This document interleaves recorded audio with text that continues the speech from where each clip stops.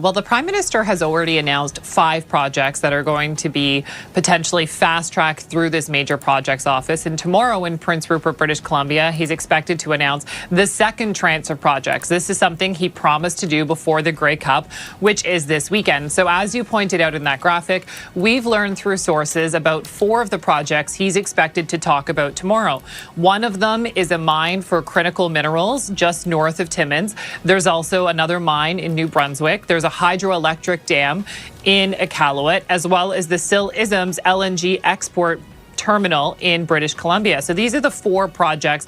Sort of what does this all mean? What's the goal here? Well, the Major Projects Office was set up in August with the goal of streamlining the regulatory and approval process by highlighting certain projects and being able to bring together experts, bring together a regulatory process through one kind of point person, one point office, and take these projects and move them along. And so the goal is really, once a project has been deemed in the national interest, which is something that Cabinet has to do, that you get a decision within 2 years. BHP quietly announced that the first stage of its Jansen potash mine in Saskatchewan was 75% complete. The project is now on track for first production in mid-2027. The total investment stands at 14 billion Canadian dollars. No country has ever built anything like it, and the world's food supply will not look the same once it comes online. Potash is a naturally occurring mineral containing potassium. It is one of 3 essential nutrients alongside nitrogen and phosphorus that soil loses faster than it can recover on its own. Without potassium being applied to farmland, continuously crop yields fall and harvests shrink and food prices rise. This is not a commodity traded in small volumes. Global potash consumption reached 38.8 million metric tons in 2024, according to the United States Geological Survey. In 2025, that figure is projected to climb to 40.9 million metric tons. Saskatchewan sits on approximately half of the world's total potash reserves. In 2024, Canada produced 15 million metric tons of potash, a figure representing roughly 1/3 of everything mined globally that year. The province of Saskatchewan is home to all 10 of Canada's active potash mines. Nothing else in the world comes close to that concentration of supply in a single jurisdiction. BHP's Jansen project is the largest private investment in Saskatchewan's history, and the single largest investment in BHP's own history as a company. Stage 1 alone was initially approved in August 2021 at a cost of 7.5 billion Canadian dollars. By January 2026, that figure had been revised upward to 8.4 billion US dollars after updated material quantities and construction hours were identified in budget reviews. Stage 2 was approved in October 2023 at an additional 6.4 billion Canadian dollars. Together, the 2 stages bring BHP's total commitment to 14 billion Canadian dollars. When both stages are fully operational, Jansen will produce approximately 8.5 million tons of potash per year. BHP projects this will represent roughly 10% of all potash produced globally. The mine is designed to operate for approximately 100 years. Beyond the 2 approved stages, BHP says the Jansen Resource Endowment carries the potential for output between 16 and 17 million tons per year across future phases. The Jansen site is located 140 kilometers east of Saskatoon, connected to export markets through a long-term agreement with West Shore Terminals at the Port of Vancouver, a contract running up to 30 years. The economics are already moving. BHP's potash president, Karina Gistelink, stated during the July 2024 construction milestone announcement that building one of the largest potash mines in the world requires an all-hands-on-deck approach, and the province has really come together to make a project of this magnitude possible. Meanwhile, a parallel story has been unfolding in Washington. In early 2025, the administration of the President of the United States, Donald Trump, threatened tariffs on Canadian fertilizer imports. The Fertilizer Institute, which represents U.S. fertilizer producers, wholesalers, and retailers, responded with a direct statement on March 4, 2025. The organization said 85% of all potash imported into the United States comes from Canada. American domestic production stands at approximately 400,000 metric tons per year. U.S. farmers consume roughly 5.3 million metric tons annually. The gap between those two figures is filled almost entirely by Canadian supply. Josh Linville, Vice President of Fertilizer at StoneX, put the dependency in stark terms. He said the problem is, if we start to upset Canada, where else around the world do you start to go to our second biggest supplier? That is Russia. That observation carries direct implications. Russia and Belarus together produce approximately 37 to 40% of global potash. Both countries have faced sanctions and trade restrictions since Russia-Ukraine conflict in 2022. Export volumes from Russia dropped, and Belarusian supply became politically toxic for Western buyers. Canada absorbed much of the demand that had nowhere else to go. Nutrien, based in Saskatchewan, boosted its potash output by 40% between 2020 and 2025, specifically in response to that supply disruption. The February 2025 retaliatory tariff packages announced by Canada placed 25% duties on 30 billion Canadian dollars worth of American imports. Some Canadian politicians simultaneously raised the possibility of restricting or taxing potash exports directly. No restriction was imposed at that time, but the conversation alone demonstrated that Ottawa was aware of the leverage that Saskatchewan's reserves represent in any trade confrontation.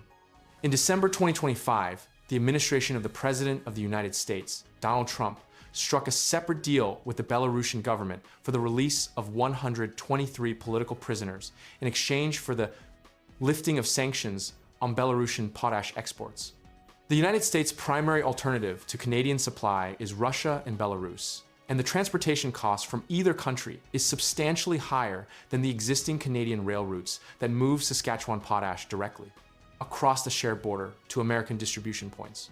Fertilizer Canada stated in a formal submission that the United States does not have sufficient domestic potash reserves to meet demand regardless of any effort to stimulate domestic production through tariffs. Building a new mine from scratch in the United States would take between 10 and 15 years, according to the US Fertilizer Institute. The spring planting season operates on a weeks-long application window, not a decade-long construction timeline. Saskatchewan produces approximately 1/3 of the world's potash supply. Canada accounted for over 41% of global potash exports in 2023, shipping 22.8 million tons. The top destinations were the United States at 46%, Brazil at 19%, and China at 8%. In 2024, 79% of all US potash imports originated in Canada. According to Our World in Data, nitrogen fertilizers supported by potash inputs are estimated to sustain roughly half of the global human population. Without fertilizer, current agricultural output cannot feed the existing world population. The Jansen mine adds an entirely new production layer on top of that existing base. At 8.5 million tons per year from a single facility, it will, once fully ramped, represent more potash output than the combined annual production of several of the world's mid-tier producing nations. The mine's projected 100-year operational lifespan places Saskatchewan's agricultural leverage on a structural footing, not a cyclical one.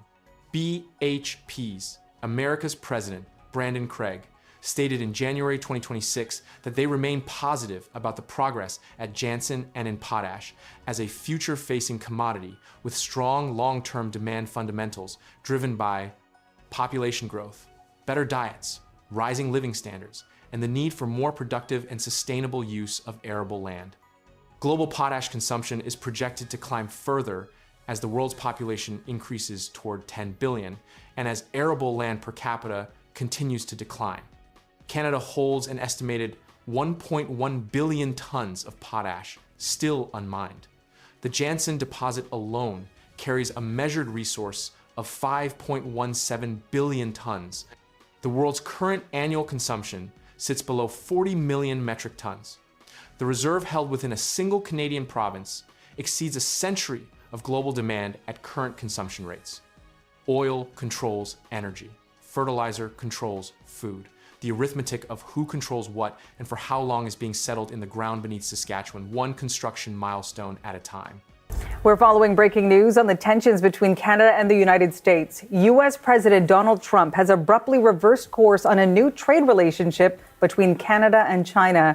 Trump had previously supported the recently signed deal, but now he's making fresh tariff threats over that very agreement. Linda is back with... American farmers are facing a crisis most people do not know about. And the United States gets 87% of a critical farming ingredient from Canada. And without it, crops cannot grow. And now tariffs have made this ingredient much more expensive. And farmers are paying the price. And soon American families will too at the grocery store. The Fertilizer Institute states that 85% of US potash imports come from Canada. And potash is an irreplaceable component of modern agricultural production. And the US has historically sourced nearly all the potash used by farmers from international markets. Because potash deposits are geographically specific, and mine development in the US is time-intensive and costly. Canada supplies the United States with nearly 10% of its nitrogen fertilizer, needs accounting for 25% of total nitrogen fertilizer imports, and nearly 20% of sulfur consumed by US agriculture. Canada has the world's largest potash reserves, with 1.1 billion tons of potash in potassium oxide equivalent, according to Natural Resources Canada. And this is approximately 5 times larger than US reserves. Canada's scale of potash mining by production volumes is 36 times larger than the US. And in 2023, Canada accounted for more than 32% of global potash production and over 41% of global exports. The United States gets a small amount of potash from domestic mines in Utah, New Mexico, and Michigan, and industry experts note these facilities have struggled with lower quality potash rock. Canada supplies nearly 90% of the potash imported into the US, and there are few viable alternative sources. And America's other major exporters of potash are Belarus and Russia, which are not considered reliable suppliers given geopolitical circumstances. Nutrien is the world's largest single producer and exporter of potash, and the company sold more than 14.4 million metric tons of potash in 2024 and delivers to more than 40 countries around the world. Nutrien owns 6 of Canada's active potash mines, and the company's 6 operating potash facilities are located in Saskatchewan. And Canada's 11 active mines are in Saskatchewan and produce an estimated 21.9 million tons of potash in 2023. The President of the United States, Donald Trump, imposed tariffs on Canadian fertilizer imports in February 2025, and the tariffs started at 25% before being reduced to 10% after pushback from American farmers and industry groups. The impact on fertilizer costs has been significant, and the U.S. import price index for chemical fertilizers rose from 164.5 in December 2024 to 186.5 in September 2025. The U.S. prices paid index tracking costs paid by U.S. farmers rose to 149.9 in June 2025, up from 139.9 the year before. Fertilizer costs have been the primary driver for rising costs for U.S. crop farmers, up 11% in the index over that period. Fertilizer accounts for 45% of operating expenses for U.S. corn farmers. According to analysis and industry sources indicate, fertilizer represents between 30% and 45% of farmer annual operating costs. Applying just the right amount at the right price and at the right time can be the difference between turning a profit and losing money for farmers. Potash prices are currently around $450 per ton, according to Illinois production cost report figures from early 2025. Full pass-through of a 25% tariff could increase prices by more than $100 per ton for supplies sourced from Canada. Josh Linville, Vice President of Fertilizer with StoneX, states that unlike some other tariffs where the seller bears the brunt of the cost, potash exports are different, and Canada holds the cards in this supply relationship, and domestic U.S. production cannot fill the gap. Bob Thompson, president of the Michigan Farmers Union, says any added costs brought by tariffs are passed down to individual farmers, and farmers have no way of recouping that cost, typically because crops are sold at the whim of whatever the market is rather than allowing farmers to set their own price. Bill Knudsen, a professor at the Michigan State Department of Agricultural, Food, and Resource Economics, says tariffs inevitably push the price of potash up and farm profits down. Just about any crop uses potash in some ways, so that is going to reduce profitability. Knudsen states, and U.S. agriculture is already looking at a decline in farm income, especially for field crop producers. Facing the third year of a downturn in corn prices, corn farmers are strapped for cash. And the COVID-19 pandemic, the war in Ukraine, and high natural gas prices pushed up fertilizer costs to historic highs in recent years. Canadian reserves of potash are nearly 5 times larger than those in the US, according to the US Geological Survey.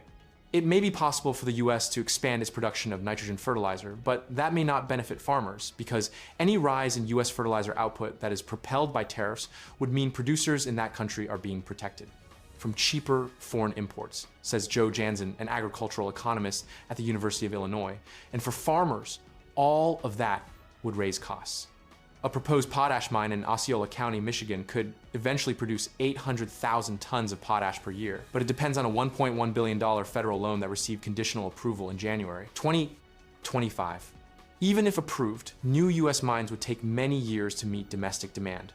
In December 2025, the President of the United States, Donald Trump, said he is considering severe tariffs on Canadian fertilizer imports to boost US production, and the United States Department of Agriculture says it has a plan to reshore fertilizer manufacturing, but industry groups warn supply risks remain. The Fertilizer Institute is urging exemptions for Canadian potash, calling it critical to US agriculture. Companies like Nutrien warn that any new tariffs would raise costs for American farmers. And while US farmers rely heavily on Canadian potash, Canadian producers are expanding globally, including BHP's Jansen project, which begins production in 2026.